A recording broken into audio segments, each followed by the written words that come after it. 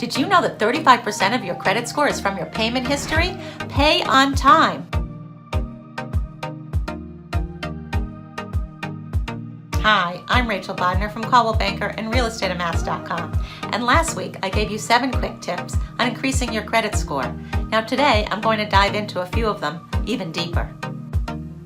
Now, as I just told you, 35% of your credit score is based on paying on time, but 30% of your credit score is based upon your capacity for credit.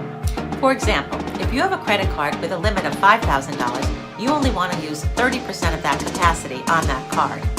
Meaning you only want to use $1,500 of that credit and keep $3,500 of it unused.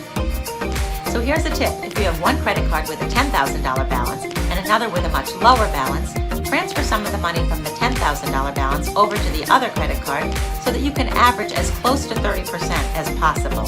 Now, tip number 3 is that 10% of your credit score is based on past applications and inquiries. So keep in mind that 75% of your credit score is based on past payment history, the amount of credit you have available, and the amount of inquiries and applications that you have.